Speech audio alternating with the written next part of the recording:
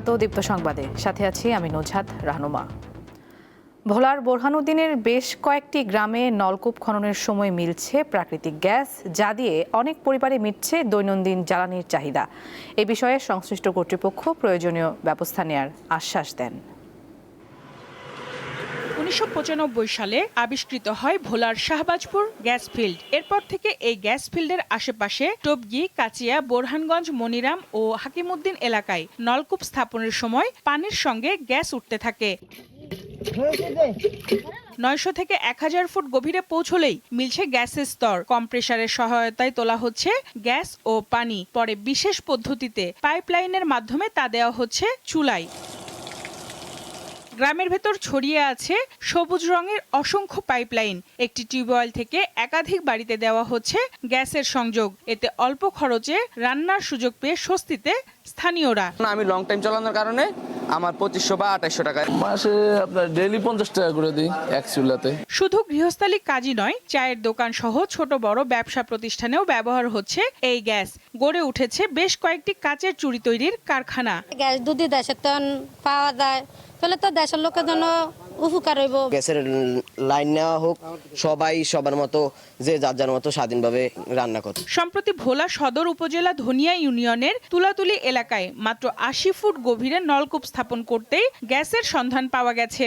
কোন সাপ্লে গ্যাস উড়ি gas light আনিয়া তেরুন দর্শনতা আলাদা হে একটা আগুন বউ বউ করে হেয়ার মাথার উঠছে। সদর উপজেলা নির্বাহী কর্মকর্তা জানান, বিষয়টি সংশ্লিষ্ট কর্তৃপক্ষকে জানিয়ে প্রয়োজনীয় পরীক্ষা নিরীক্ষার উদ্যোগ নেওয়া হবে। বাফেক্সকে অবহিত করব এবং এখানে কতটুকু গ্যাস আছে সেটা পরিমাপ করে যদি দেশের বিভিন্ন জায়গায় সরবরাহ করে দেশের শিল্প এবং অন্যান্য খাতে এটা অত্যন্ত গুরুত্বপূর্ণ ভূমিকা রাখবে বলে আমি মনে করি। নলকূপের পানির সঙ্গে প্রাপ্ত গ্যাস পরিকল্পিত ব্যবস্থাপনার মাধ্যমে কাজে লাগানোর দাবি স্থানীয়দের।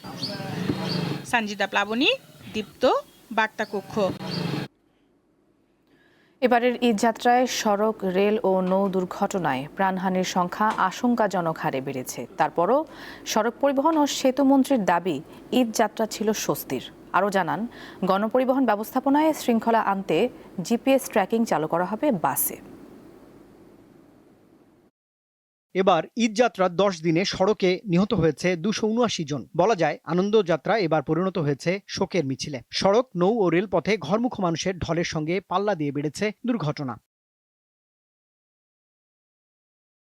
এমন বাস্তবতায় সচিবালয়ে রবিবার ঈদ পরবর্তী মূল্যায়ন সভা শেষে সড়ক পরিবহন ও সেতুমন্ত্রী জানান, ঈদযাত্রা স্বস্তির হয়েছে। যানজট বলেন, মানুষের ঘন্টার পর ঘন্টা অথবা যানবাহনের অভাবে বাড়ি যেতে পারছে না, ঈদের দিনও রাস্তায় কেটেছে, এরকমও ছিল। এর আগে আমরা মনে করছি যে কোনো সময় চেয়ে 1.5 কোটি মানুষ নিরাপদে স্বস্তিতে বাড়ি ফিরতে সক্ষম হয়েছে বলে আমরা মনে করি। তিনি জানান, 2-1টি অনাকাঙ্ক্ষিত দুর্ঘটনা ঘটেছে, তার জন্য তিনি মর্মাহত। 2-3টে দুর্ঘটনা আমাদেরকে ব্যথিত করেছে এবং আমাদেরকে যেটাকে বলা হয় ভারাক্রান্ত করেছে। অনিয়ম রোধে সব গণপরিবহনে গ্লোবাল পজিশনিং সিস্টেম বা জিপিএস ট্র্যাকার বসানো হবে বলে জানান তিনি। এছাড়াও এসি বাসের ভাড়া নির্ধারণ করে দেওয়ার প্রক্রিয়া শুরু করেছে সরকার। আমি বাস স্ট্যান্ডগুলিতে গিয়েছি, কাউন্টারগুলিতে গিয়েছি।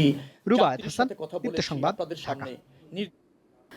ঢাকা সহ সারা দেশে জ্বালানি তেলের সরবরাহ পরিস্থিতি এখনও উন্নতি হয়নি। এজন্য ফিলিং স্টেশনগুলোতে যানবাহনের দীর্ঘ সারি রয়েছে। দর্শক, আমরা এই বিষয়ে আরও বিস্তারিত জানতে চাচ্ছি। আমাদের সাথে যুক্ত হচ্ছেন সহকর্মী দিলশাদ অ্যানি। অ্যানি, পাম্পে যানবাহনের চাপ কেমন দেখছেন এবং সরবরাহ পরিস্থিতি নিয়ে পাম্প মালিকরা বা সংশ্লিষ্টরা কি বলছেন আসলে?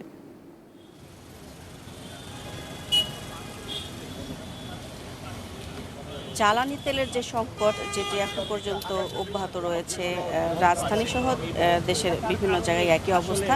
তো এই মুহূর্তে আমি আছে ট্রাস্ট যে ফিলিং পাম্প আছে, সেই পাম্পে এসেছি। এখানে দেখেছি সেই জাহাঙ্গীর গেট থেকে শুরু হয়ে পাম্প পর্যন্ত দীর্ঘ লাইন চলে এসেছে। এখানে ব্যক্তিগত গাড়ি, মোটরসাইকেল থেকে শুরু করে অন্যান্য যে যানবাহন আছে মাইক্রোবাস বা হাইস এগুলো আমরা দেখতে পেয়েছি। আর এখানে চালক যারা আছেন তাদের সাথে কথা বলেছে, তারা যেটা বলেছেন কেউ কেউ ফজরের নামাজ পড়ে, কেউ ভোর 5টা থেকে বা কেউ আরও আগের থেকে লাইন ধরে আছে।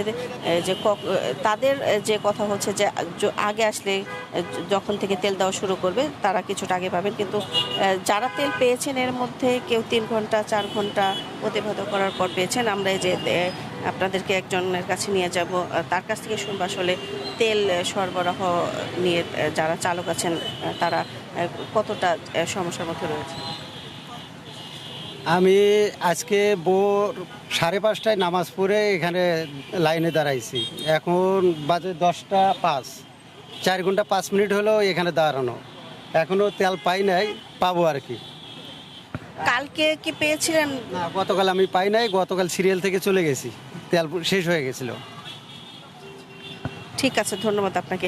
যেটি শুনছিলেন যে অনেকেই লাইন ধরে থাকতেন তেলের আশায়, কিন্তু শেষ পর্যন্ত দেখা গিয়েছে সামনে গিয়ে তারা জানতে পারেন যে তেল শেষ হয়েছে।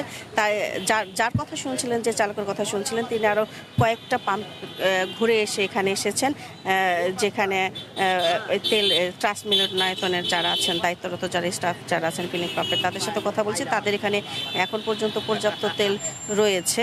আর অন্যান্য ফিলিং পাম্প স্টেশনের কথা যদি বলি, মহাখালী, তেজগাঁ এবং গুলশানের বেশ কিছু ফিলিং স্টেশন আছে যেখানে তেল এখন সরবরাহ করা হচ্ছে না। তারা যেটি বলেছেন, তারা তেল পেলে সরবরাহ শুরু করবেন, সেটি দুপুর 2টা নাগাদ হতে পারে, এবং তাদের তেলের গাড়ি আসার সাপেক্ষে সেটি বিকাল পর্যন্ত গড়াতে পারে। আর আপনারা সামনে দেখতে পাচ্ছেন যে মোটর সাইকেলের দীর্ঘ লাইন, এই লাইনটি কিন্তু শুরু হয়েছে সেই জাহাঙ্গীর গেট থেকে এই ট্রাস্ট পাম্প পর্যন্ত।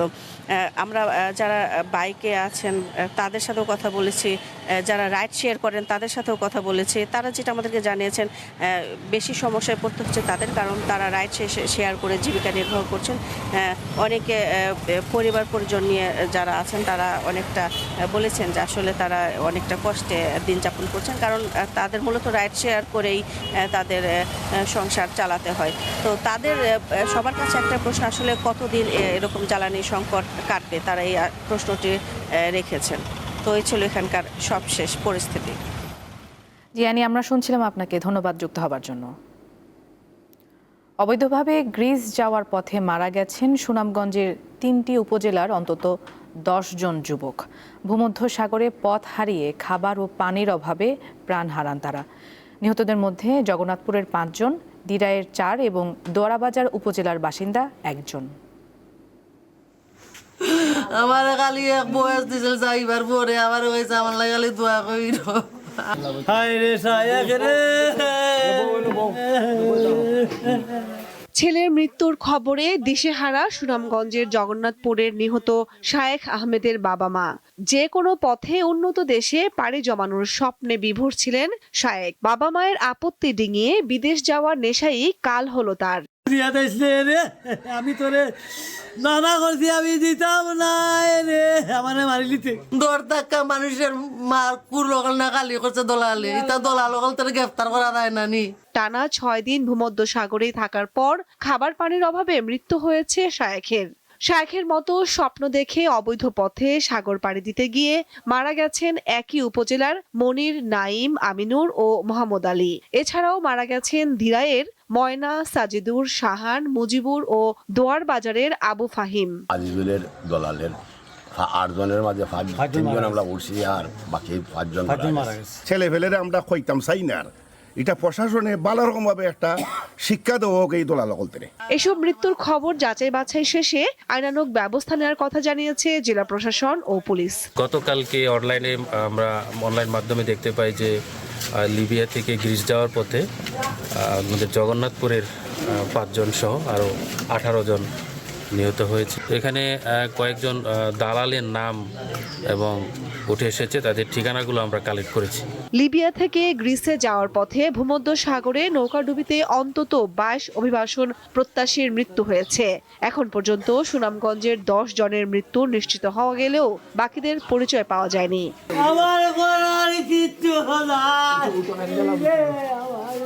কামরুন নাহার, দীপ্ত বার্তা কক্ষ। আন্তর্জাতিক প্রসঙ্গ। ইরানের জ্বালানি তেলের নিয়ন্ত্রণ নিতে ফের নিজের ইচ্ছার কথা জানালেন যুক্তরাষ্ট্রের প্রেসিডেন্ট ডোনাল্ড ট্রাম্প। পাশাপাশি দেশটির খারক দ্বীপের রপ্তানি কেন্দ্রেরও নিয়ন্ত্রণ নিতে চান তিনি। ফিনান্সিয়াল টাইমস পত্রিকাকে দেয়া এক সাক্ষাৎকারে এসব কথা বলেন ডোনাল্ড ট্রাম্প। যুক্তরাষ্ট্রের হামলার পর খারক দ্বীপে ইরানের প্রতিরক্ষা ব্যবস্থা কার্যকর নেই বলেও দাবি করেন তিনি। এতে খুব সহজেই দ্বীপটির দখল নেওয়া সম্ভব বলে মনে করছেন যুক্তরাষ্ট্রের প্রেসিডেন্ট। এদিকে সোমবার সকালে তেহরান জুড়ে সরকারি অবকাঠামোতে হামলা চালায় ইসরায়েল। হামলা হয়েছে ইস্পাহান শহরের একটি বিশ্ববিদ্যালয়ে। জবাবে ইসরায়েল ও উপসাগরীয় দেশগুলোতে ব্যাপক পাল্টা হামলা চালাচ্ছে ইরান। কুয়েতের একটি বিদ্যুৎ কেন্দ্র এবং পানি লবণমুক্ত করার কেন্দ্রে হামলা চালিয়েছে তেহরান। এই ঘটনায় একজন নিহত হয়েছেন।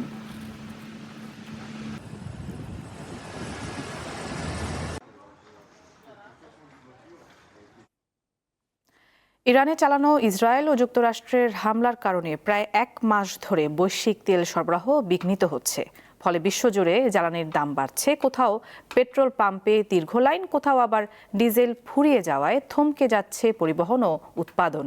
এই পরিস্থিতিতে খরচ কমাতে ও সরবরাহ সামাল দিতে বিভিন্ন দেশ নিয়ে ভিন্ন ভিন্ন পদক্ষেপ নেওয়া হচ্ছে। মধ্যপ্রাচ্যের সংঘাত বিশ্বকে ভয়াবহ জ্বালানি সংকটের মুখে দাঁড় করিয়েছে। ভারতে রান্নার গ্যাসের তীব্র সংকটে কাজ হারাচ্ছেন শ্রমিকরা। আর কিউবায় বিদ্যুৎ সংকটের কারণে দেখা দিয়েছে পানির সমস্যা। যুদ্ধ পরিস্থিতির মধ্যে জ্বালানি খাতের জন্য জাতীয় জরুরি অবস্থা ঘোষণা করেছে ফিলিপাইন। এসব সংকট মোকাবিলায় বিভিন্ন দেশ নিচ্ছে ভিন্ন ভিন্ন কৌশল ও পদক্ষেপ। জ্বালানি সংকট মোকাবিলায় রেশনিং পদ্ধতি চালু করেছে গৃহযুদ্ধে জর্জরিত মিয়ানমার। এছাড়া সরকারি অফিসে সপ্তাহে 1 দিন ওয়ার্ক ফ্রম হোম চালু করা হয়েছে এবং বেসরকারি প্রতিষ্ঠানগুলোকেও একই ব্যবস্থা নিতে উৎসাহিত করা হয়েছে। শ্রীলঙ্কায় বুধবারকে সরকারি ছুটি হিসেবে ঘোষণার পাশাপাশি জ্বালানি ব্যবহারের ক্ষেত্রে হ্রাস টানা হয়েছে। সংকট বাড়ায় 15 এপ্রিল পর্যন্ত জ্বালানির ওপর পরিবেশ কর প্রত্যাহার করেছে ভিয়েতনাম সরকার। জ্বালানি সাশ্রয়ে নাগরিকদের বাড়ি থেকে কাজ করতে উৎসাহিত করার পাশাপাশি বিভিন্ন দেশ থেকে জ্বালানি সংগ্রহের চেষ্টা চালাচ্ছে দেশটি। থাইল্যান্ডের কিছু অঞ্চলে ইতিমধ্যে ডিজেল ফুরিয়ে যাওয়ার প্রভাব পড়েছে পরিবহন, কৃষি ও মৎস্য খাতে। ফলে সরকার মজুদ জ্বালানি ব্যবহারের পাশাপাশি জ্বালানি সাশ্রয়ে বাড়ি থেকে কাজ, সরকারি ভবনে এসি ব্যবহার সীমিত করা এবং বিদেশ সফর স্থগিত করার মতো পদক্ষেপ হাতে নিয়েছে। জ্বালানি সাশ্রয়ে মিশরে রাত 9টা থেকে দোকান, রেস্তোরাঁ, শপিং সেন্টার বন্ধ এবং রাস্তার ল্যাম্প পোস্ট ও বিলবোর্ডের আলো কমানোর নির্দেশ দেওয়া হয়েছে। এছাড়া এপ্রিল মাসে সপ্তাহে 1 দিন বাড়ি থেকে কাজ করার সুযোগ দেওয়া হয়েছে। বৈশ্বিক পরাশক্তির আরেক দেশ চীনেও প্রভাব ফেলেছে জ্বালানি সংকট। দেশটিতে 3 মাসের মজুদ রয়েছে এমন ধারণা করা হলেও চীনা সরকার জ্বালানির দাম বাড়িয়েছে 20%। এছাড়া দক্ষিণ কোরিয়াতে জ্বালানি সাশ্রয়ে সরকারি কর্মকর্তা ও কর্মচারীদের গাড়ি সপ্তাহে 1 দিন সড়কে না চালানোর নির্দেশ দিয়েছে সরকার। ইশরাত সুমা, দীপ্ত বার্তা কক্ষ।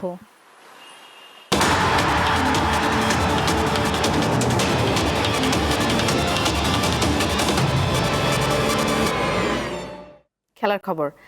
এশিয়ান কাপ বাছাই পর্বের শেষ ম্যাচে কাল সিঙ্গাপুরের মুখোমুখি হবে বাংলাদেশ। বাছাই পর্ব পেরোনোর স্বপ্ন পূরণ না হলেও শেষটা রাঙাতে আত্মবিশ্বাসী বাংলাদেশ ফুটবল দলের প্রধান কোচ। সি গ্রুপের শীর্ষে থেকে বাছাই পেরিয়ে মূল পর্বে জায়গা করে নেওয়া সিঙ্গাপুরের বিপক্ষে ঢাকায় প্রথম লেগের দেখায় বাংলাদেশ হেরেছিল 2-1 গোলে। গ্রুপে 5 ম্যাচে 1টি জয় ও 2 ড্রয়ে 5 পয়েন্ট নিয়ে টেবিলের তৃতীয় স্থানে রয়েছে বাংলাদেশ। 8 পয়েন্ট নিয়ে দ্বিতীয় স্থানে রয়েছে হংকং।